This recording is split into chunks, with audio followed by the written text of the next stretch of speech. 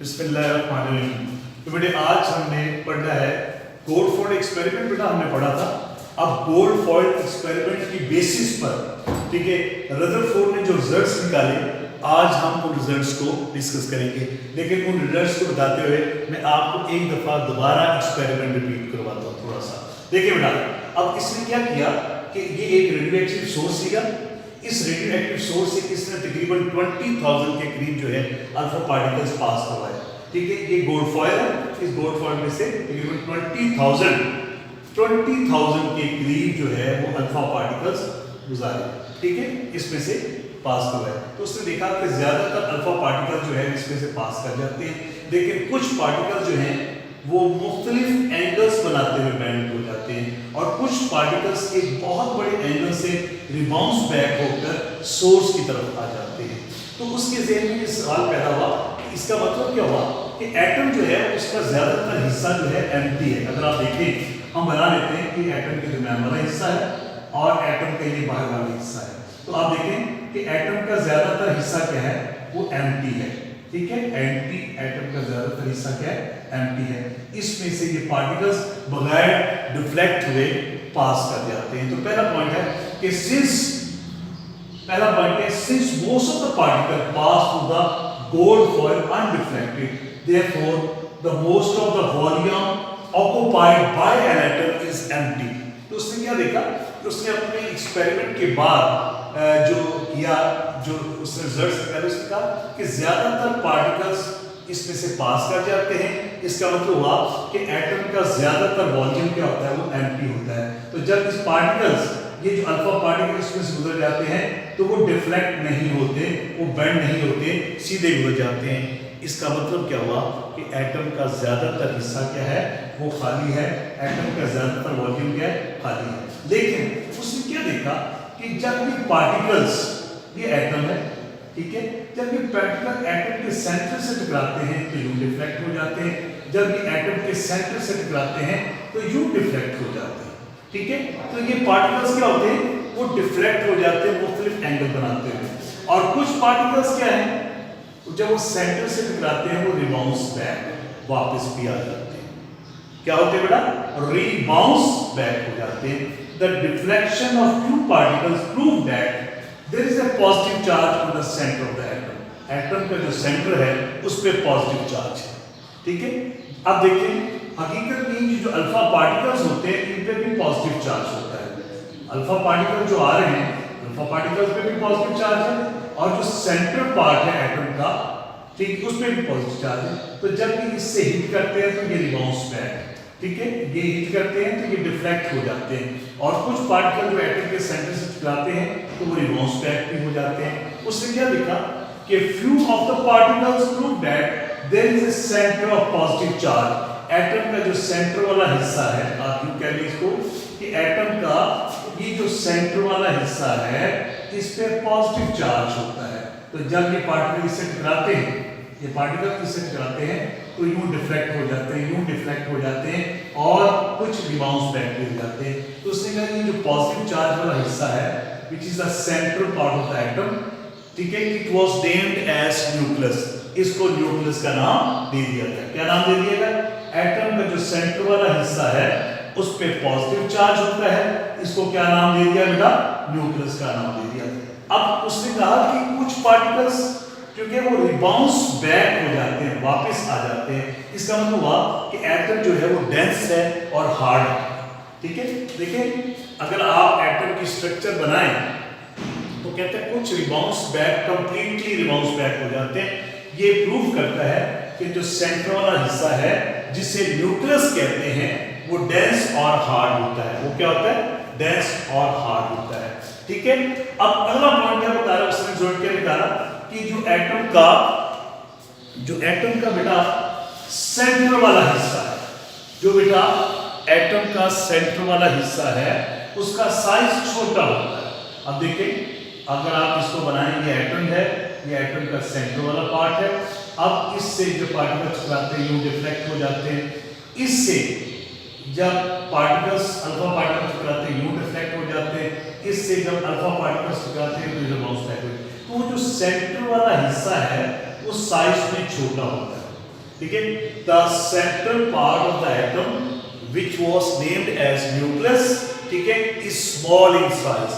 Atom का जो दरमियान वाला हिस्सा होता है वो साइज में छोटा होता है, उस पर पॉजिटिव चार्ज होता है, उसको न्यूक्लियस का नाम दे दिया। उसे क्या नाम दे दिया? न्यूक्लियस का नाम दे दिया। न्यूक्लियस का size as compare to the size of the atom is very small. Nucleus का जो साइज है वो एटम के साइज से बहुत ज्यादा छोटा होता है, ठीक है। अब उसने क्या कहा कि ये आपके पास न्यूक्लियस है और न्यूक्लियस के बाहर जो है वो इलेक्ट्रॉन्स रिवॉल्व कर रहे होते हैं। न्यूक्लियस के बाहर क्या होते हैं? वो इलेक्ट्रॉन्स। वो कहता है कि electrons are revolving around the nucleus.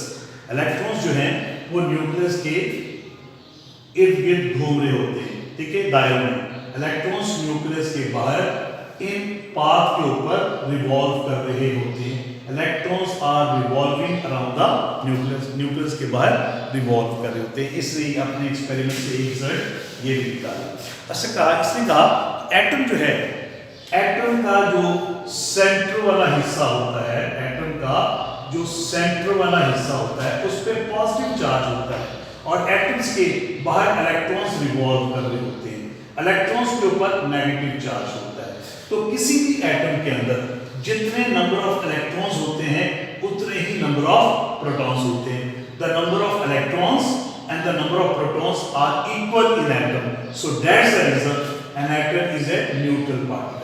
Atom as a whole, atom बेटा, एटम एज ए होल क्या होता है? न्यूट्रल पार्टिकल होता है। मेरा बेटा समझ आ गया आपको?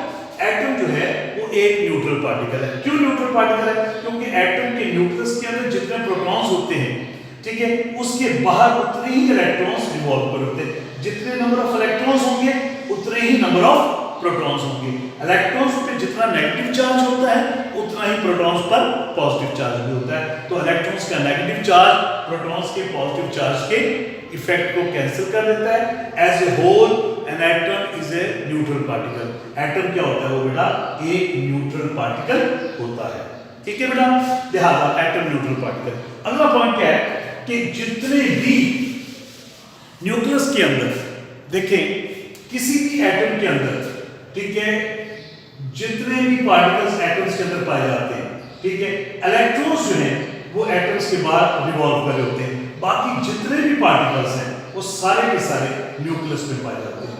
All the particles except electrons, electrons के अलावा, इलेक्ट्रॉन्स के अलावा बाकी तमाम पार्टिकल जो हैं वो एटम के न्यूक्लियस में पाए जाते हैं, ठीक है। Electrons, protons, neutrons, these are the fundamental particles of an atom. Electrons are revolving around the nucleus while all the fundamental particles are present in the nucleus. बाकी जितने भी पार्टिकल्स हैं वो सारे के सारे क्या हैं? वो न्यूक्लियस में पाए जाते हैं। और न्यूक्लियस में पाए जाने वाले पार्टिकल्स को हम न्यूक्लियॉन्स कहते हैं। क्या कहते हैं इनको बेटा? Nucleons. Except electrons, all the particles are present in the nucleus. The particles, ठीक है, of an atom which are present in the nucleus are called nucleons. आमतौर पे दो फंडामेंटल पार्टिकल पाए जाते हैं न्यूक्लियस के अंदर, एक होते हैं प्रोटॉन्स और दूसरे क्या होते हैं? न्यूट्रॉन्स। तो न्यूट्रॉन्स भी कहाँ पाए जाते हैं? न्यूक्लियस के अंदर, और प्रोटॉन्स भी कहाँ पाए जाते हैं? न्यूक्लियस के अंदर। किसी भी एटम के अंदर जितने प्रोटॉन्स होते हैं उसके ऑर्बिट में उतने ही इलेक्ट्रॉन्स होते हैं। प्रोटॉन्स पे नेगेटिव, प्रोटॉन पे पॉजिटिव चार्ज होता है, इलेक्ट्रॉन्स पे नेगेटिव चार्ज होता है। तो इलेक्ट्रॉन्स का नेगेटिव चार्ज और प्रोटॉन का पॉजिटिव चार्ज दोनों एक दूसरे के इफेक्ट को कैंसिल कर देते हैं। एटम एज ए होल क्या होता है? वो न्यूट्रल पार्टिकल होता है। एटम के ऊपर कोई चार्ज नहीं होता, it is itself is a neutral particle.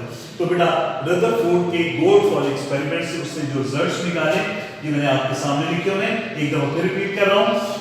Since most of the particle pass through the foil undifracted, therefore, ठीक है, most of the portion या volume of the atom is empty.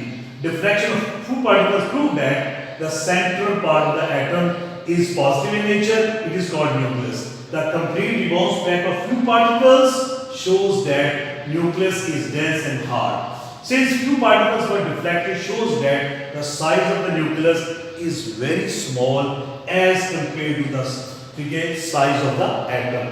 Electrons are revolving around the nucleus. Electrons are revolving around the nucleus. ठीक है, atom is a neutral particle. The number of electrons is equal to number of protons. ठीक है, except electrons, all the particles are present in the nucleus. The particles which are present in the nucleus are called nucleons. ठीक है, तो इसलिए कहते हैं कि protons और न्यूट्रॉन्स की तादाद को हम न्यूक्लियन नंबर्स भी कहते हैं। तो बेटा अब रदरफोर्ड ने ये कहा कि इलेक्ट्रॉन्स जो हैं, रदरफोर्ड ने ये कहा कि इलेक्ट्रॉन्स जो हैं बेटा वो न्यूक्लियस के गिर्द रिवॉल्व करते हैं। तो बेटा क्लासिकल थ्योरी वालों ने इसके ऊपर कुछ ड्रॉबैक्स निकाल दिए। तो अब हम पढ़ेंगे ड्रॉबैक्स या डिफेक्ट्स। ठीक है, डिफेक्ट्स ऑफ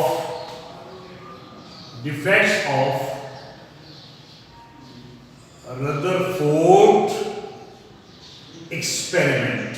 तो अब हम रदरफोर्ड के एक्सपेरिमेंट्स के बेटा डिफेक्ट्स पढ़ेंगे। रदरफोर्ड ने ये पॉइंट कहा